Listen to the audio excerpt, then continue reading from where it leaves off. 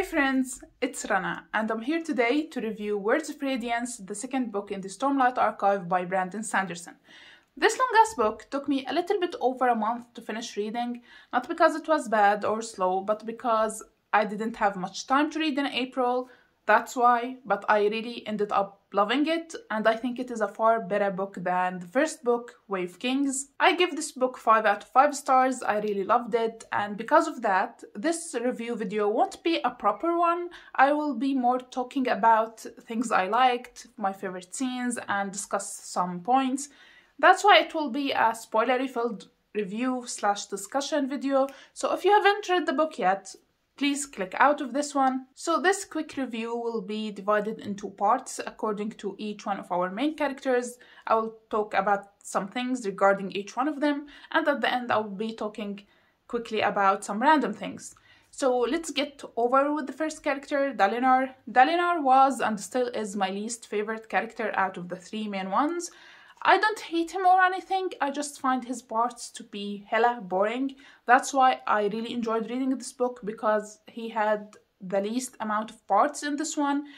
And I really enjoyed it. I didn't mind it at all until I found out that the next book, Oathbringer, will heavily focus on his backstory, and I'm not really looking forward to that. I don't have much else to talk about for Dalinar. Most of his parts were heavily focused on political intrigue and his love for Navani, and I don't actually care for either of these things, so let's skip to the next character, which is Kaladin. I still really love him, find him very interesting, and I really enjoy reading his parts the most, and there were so many great scenes and reveals about him in this book.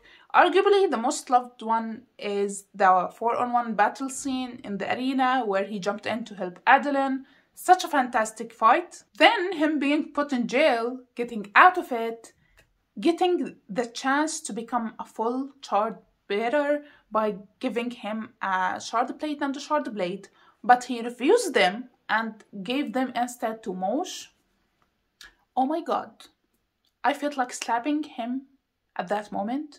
Like, yeah, Kaladin, give the person who confessed that he wanted to assassinate the king a shard plate and a shard blade.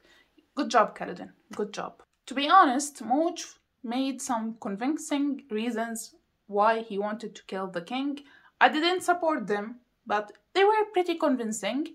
And I really can't wait to see what Sanderson will do with Moj in future books, because it seems we didn't get to see the last of him. Also, a great reveal that really shocked me is that in the first book, we learned that Kaladin actually killed a shard bearer, and Amaram stole the shard plate from him. That shard bearer, there's a high chance of him being Shallan's older brother. Like, what? I can't really wait to see Shallan's reaction to that, because I know she will lose her shit. And can we all agree that Amaram is a snake, right? Because he is so evil and I really hate him. I really hope we see him getting punished, or even better, killed in the next book. That will be awesome to see. As for my favorite parts or scenes, were all the little interactions between Kaladin and Shallan. I really loved them. They were all top tier moments for me. I know people love the battle scene in the arena, but my favorite parts were Shallan and Kaladin kept arguing, and the first meeting they had with each other, Shallan stole Kaladin's boots.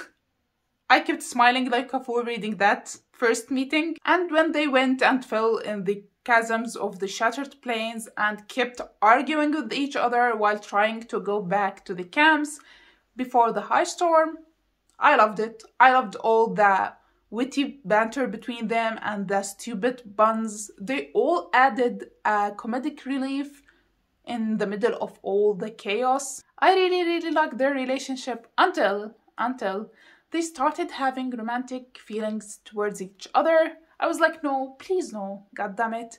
Can't we have nice things? Can't we have platonic relationships in books between men and women? Why it always have to be romantic? I hope their feelings won't go any further, because if Sanderson is planning to make them a thing and make them end up together, I strongly believe that he will either kill Adolin to make that happen, or to turn him into a villain. And I strongly believe the latter, especially after Adeline brutally killed Sadius at the end of the book. That scared the shit out of me.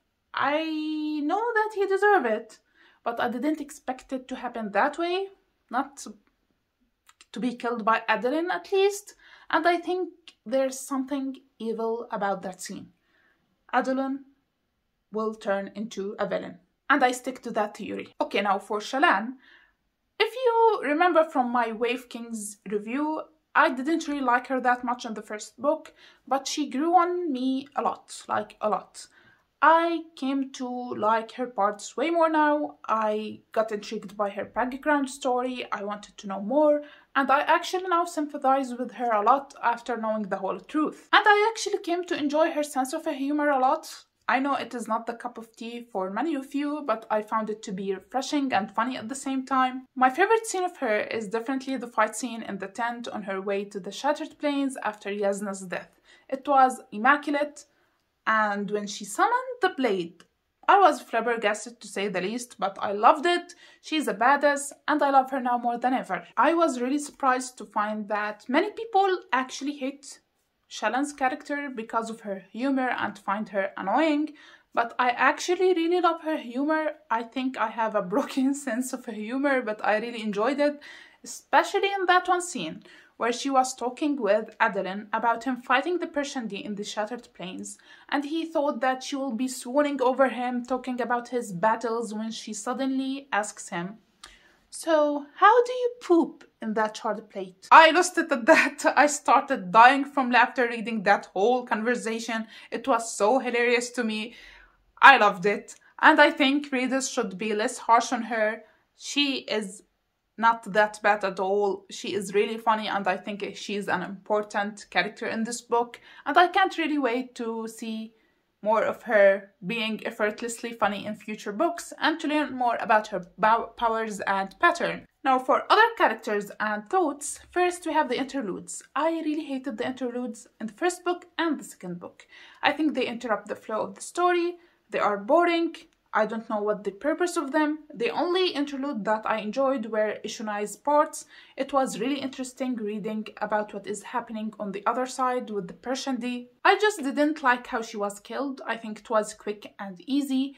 But I have a feeling that she might actually be alive because Brandy Sandy seems unable to kill any important character in the series other than characters in the past or characters who aren't really that important or we aren't really attached to. What I really loved about Sanderson in Mistborn series is that he wasn't afraid about killing main characters. He still has to do it at least once in the Stormlight archives, and I want it to happen soon. I want at least 1 or 2 important characters to die.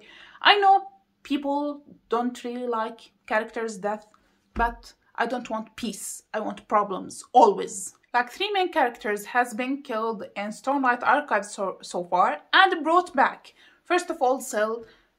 We all knew Syl won't be gone for long. She will come back. She won't stay dead. But Yasna? Like, really? How? Why? Where? I don't really like the resurrection trope in fantasy. I really hate it. But Brandon Sanderson didn't do it once. He did it twice in this book. Szeth is also not dead. We thought that he was gone forever, then boom, few pages later, he is alive with a new blade that seems like will be a stronger one. I heard that this blade was mentioned in Warbreaker. I don't know anything about it, so I think I might have to read Warbreaker before reading Oathbringer. I don't know yet. We'll see about that. Also, Dalinar. It was quick. We thought for a quick second that he is dead when he was thrown to the sky. Then he was rescued by Kaladin. At that moment, I really wanted him to die, but I knew he won't because the 3rd book is about him. Please, Brandon Sanderson, kill someone important in the series. Please, I want to see it. And please let them stay dead. Don't bring them back to life. I beg you. As for some side characters that I love, I still love Rock. He is everything. Wit. Everyone loves Wit. He reminds me a little bit of Locke Lamora. I know it's far-fetched, but they have the same vibe. Renarin is also a cute mess. I hope we see more of him. And Sabriel. I loved Sabriel. He's everything. He's so funny. I liked the scene in the Shattered Plains in the middle of battle where he was eating grapes and chilling with his wife while she was reading a book. That was hilarious. So that's it for today's discussion/review video. I hope you liked it. I already bought Oathbringer Part 1 and Part 2 and I'm really scared of it. It is way longer than the first 2 books and it will heavily focus on Dalinar. And I'm scared. I hope it won't take me more than a month or 2 to finish, because I plan to read Warbreaker before it to understand more about the new Blade situation. I hopefully will finish reading it at least in July and post a review video for it. I hope you look forward for it. And if you have anything else to discuss it about Words of Radiance with me in the comments, go ahead. I would love to. So please like, subscribe, and I will see you next time. Bye!